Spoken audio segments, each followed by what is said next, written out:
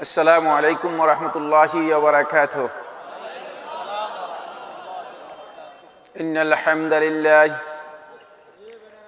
الحمد لله نحمده ونستعينه ونستغفره ونؤمن به ونتوكل عليه ونعوذ بالله من شرور أنفسنا ومن سيئات أعمالنا. من يهده الله فلا مضل له ومن يضلل فلا هادي له وأشهد أن لا إله إلا الله وحده لا شريك له وأشهد أن محمدًا عبده ورسوله. أما بعد فإن أصدق الحديث كتاب الله وخير الهدي هدي محمد صلى الله عليه وسلم وشر الأمور محدثاتها وكل محدثة بدعة وكل بدعة ضلالة وكل ضلالة في النار أو كما قال عليه الصلاة والسلام. ثم أما بعد،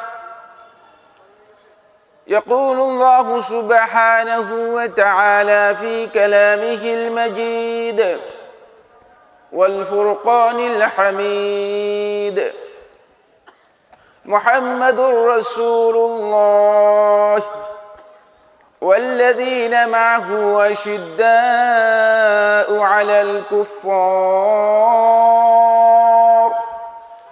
رحماء بينهم تراهم ركعا سجدا يبتغون فضلا من الله ورضوانا سيماهم في وجوههم من أثر السجود. يقول سبحانه وتعالى: والذين جاهدوا فينا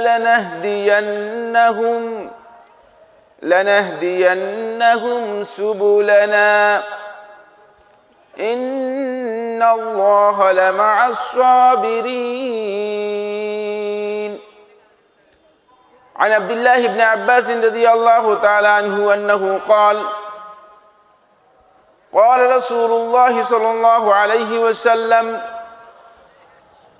الهدي الصالح والسمت الصالح والاقتصاد جزء من 25 جزءا من النبوة.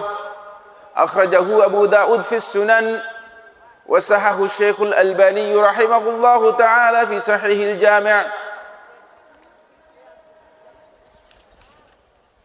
সম্মানিত মুসল্লিয়ান کرام, সম্মানিত উপস্থিতি, সুধীমণ্ডলী, মেহমানবৃন্দ, ব্যাপারীপাড়া কেন্দ্রীয় জামে মসজিদ কর্তৃক আয়োজিত প্রথম বার্ষিকী ওয়াজ ও দোয়া মাহফিল, আজকের এই ওয়াজ মাহফিলের সম্মানিত সভাপতি জনাব মোহাম্মদ ফাইজুল ইসলাম ব্যাপারীপাড়া কেন্দ্রীয় মসজিদের সম্মানিত সভাপতি, অল্প কিছুক্ষণ আগে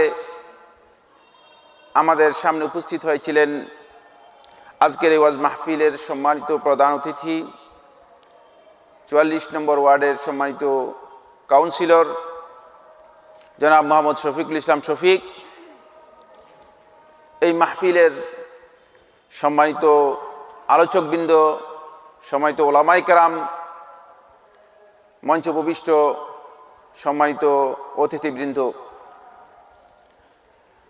আমরা শুরুতেই আল্লাহ রাব্বুল আলামিনের অসংখ্য অগণিত অফুরন্ত শুকরগুজার হচ্ছি, শুকরিয়া জ্ঞাপন করছি যে মহান রাব্বুল ইজ্জত ওয়াল জালাল মেহেরবানি করে আমাদেরকে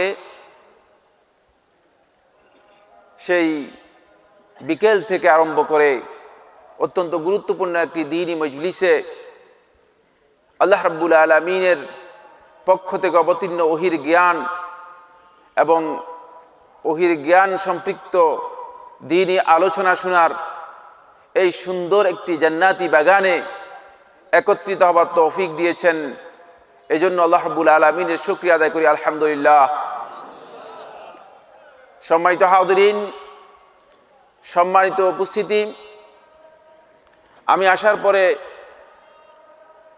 শুনতে পেরেছি আপনাদের সামনে আমাদের এই বড় ভাই ফদিলাতুল শেখ আকরামুজ্জামান ইবনে আব্দুস সালাম হাফিজাহুল্লাহ তাআলা, তিনি অত্যন্ত গুরুত্বপূর্ণ একটি বিষয় নিয়ে আপনাদের সামনে আলোচনা করেছেন। ইসলামকে সত্যিকারভাবে আমরা যদি বুঝতে চাই, ইসলামকে সত্যিকারভাবে আমরা যদি নিজেদের জীবনে বাস্তবায়ন করতে চাই, ইসলামের উপর যেভাবে মুহাম্মদ রাসূলুল্লাহ সাল্লাল্লাহু আলাইহি ওয়াসাল্লাম তার সাহাবায়ে কেরামদেরকে রেখে গেছেন, সেই ইসলাম যদি আমরা নির্ভেজাল ইসলামের অনুসরণ করতে চাই, তাহলে আমাদের জন্য যে গুরুত্বপূর্ণ সূত্রগুলো তিনি উল্লেখ করেছেন, খুবই সূক্ষ্ম আলোচনা করেছেন, খুবই গভীর আলোচনা করেছেন। আমি দেখছিলাম আপনারা অত্যন্ত মনোযোগ সহকারে তার বক্তব্য শুনছিলেন, আর এই আলোচনা থেকে আমি বুঝতে পেরেছি যে আলহামদুলিল্লাহ আপনারা তার বক্তব্যকে আত্মস্থ করছেন, উপলব্ধি করছেন, এবং এই ধরনের কঠিন বক্তব্য বুঝার, শোনার আপনাদের একটা অভ্যাস রয়েছে। এজন্য আমি আপনাদেরকে ধন্যবাদ জানাচ্ছি, আপনাদেরও কৃতজ্ঞতা প্রকাশ করছি। আল্লাহ রাব্বুল আলামিন আপনাদেরকে আপনাদের দ্বীনের জ্ঞানের ক্ষেত্রে আরো সমৃদ্ধ করুন, আরো দ্বীনের জ্ঞান বাড়িয়ে দিন, বলুন আমিন। সম্মানিত উপস্থিতি, খুবই গুরুত্বপূর্ণ কথা বলছিলেন। আজকে আমরা যারা মুসলিম রয়েছি, আমরা মুসলিমরা ইসলাম সম্পর্কে সত্যিকার ধারণা আমাদের কাছে না থাকার কারণে ইসলামকে আমরা হয়তো আগে অথবা পরে নিজেদের মন মতো ইসলামের মধ্যে পরিবর্তন করে ইসলামকে সাজিয়ে নিচ্ছি। আমার খাহেশ মতো, আমার ইচ্ছা মতো আমি ইসলামকে সাজিয়ে নিচ্ছি। সেই ক্ষেত্রে নবী সাল্লাল্লাহু আলাইহি ওয়াসাল্লামের ইসলাম, যে ইসলাম নবী সাল্লাল্লাহু আলাইহি ওয়াসাল্লাম পরিপূর্ণতা দিয়ে গেছেন, সেই ইসলামের উপর আমরা বুজুর্গদের ইসলামকে প্রাধান্য দিচ্ছি, ঠিক কিনা? ফলে বুজুর্গদের ইসলাম আমরা অনুসরণ করি, আমরা মুরব্বীদের ইসলাম অনুসরণ করি, আমরা পীর সাহেবদের ইসলাম অনুসরণ করি, আমরা খানকার ইসলাম অনুসরণ করি, আমরা দরগার ইসলাম অনুসরণ করি।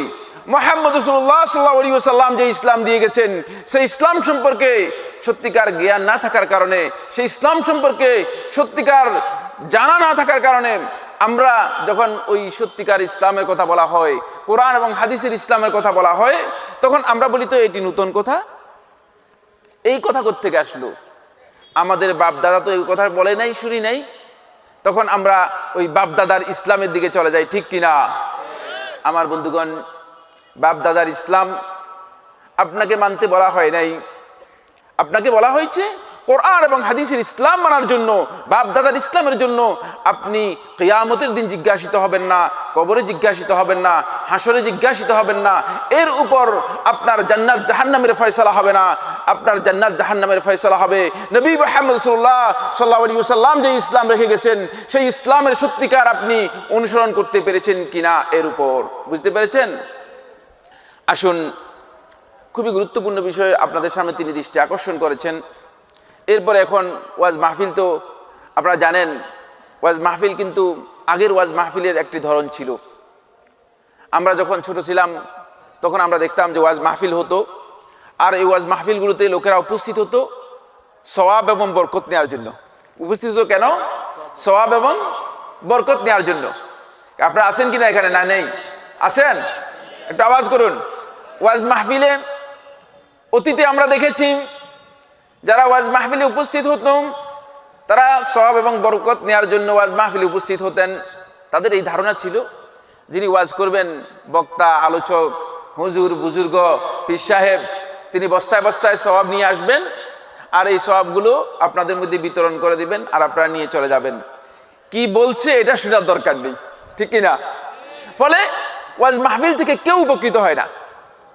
ওয়াজ মাহফিল বছরের পর বছর, 1 বছর 2 বছর নয়, 10 বছর, 20 বছর, 30 বছর ওয়াজ মাহফিল শুনে আসছেন, ওয়াজ মাহফিলে অংশগ্রহণ করেছেন, একটা আমলের পরিবর্তন হয় নাই, এমন মানুষ আছে কিনা?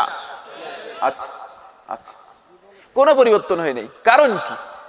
কারণ আপনি মনে করেছেন যে ওয়াজ মাহফিলে গিয়েছি, সওয়াব নিয়ে আসলাম, সওয়াব পেয়ে গেছি, আমার ওয়াজ মাহফিল থেকে আর কি চাই। ফলে একসময় ওয়াজ মাহফিল ছিল এমন। এখন তো ডিজিটাল যুগ, এটা আপনারা জানেন তো। এটা কোন যুগ চলছে? কোন যুগ চলছে এখন? ডিজিটাল যুগ। দেখেছেন প্রোগ্রামের আমার আলোচনার শুরুতেই একটু ডিজিটাল করা হয়েছে, একটু সিস্টেম চেঞ্জ করা হয়েছে, দেখেছেন? প্রোগ্রামের মধ্যে ইংরেজি বক্তব্য মাহফিলের মধ্যে দেখছেন কিনা? আগে না, দেখিনি। এখন একটু ইংলিশ করা হয়েছে, আস্তে আস্তে করে এটাকে ডিজিটালের দিকে যাচ্ছে, বুঝতে পেরেছেন? আবার মাহফিলের মধ্যে হাতের তালি, এই ডিজিটাল কি আগে ছিল? এই ডিজিটাল ছিল? কোন মাহফিলের মধ্যে এরকম দেখেছেন? হ্যাঁ, এটা এই মাহফিলে দেখেছেন না অন্য মাহফিলে দেখেছেন? আমার বন্ধুগণ, এটা আমাদের কালচার নয়, এটা আমাদের সংস্কৃতি নয়। আমরা এই সংস্কৃতির উপর বড় হয়নি। আমরা যারা নিজেদেরকে মুসলিম পরিচয় দিয়েছি, আমরা যারা ইসলামের কথা বলে থাকি, আমাদের কালচার রয়েছে, আমাদের সংস্কৃতি রয়েছে, আমাদের শিক্ষা রয়েছে, আমাদের আদর্শ রয়েছে, আমাদের আদব কায়দা রয়েছে। সুতরাং কোনোভাবেই আপনি আপনার আদব কায়দা ভুলে যাবেন না, আপনি আপনার কালচার ভুলে যাবেন না, আপনি আপনার সংস্কৃতি ভুলে যাবেন না। তাহলে আপনি কিন্তু বিচ্যুত হয়ে যাচ্ছেন, আপনি দূরে সরে যাচ্ছেন। আপনার খেয়াল রাখতে হবে, ঠিক আছে?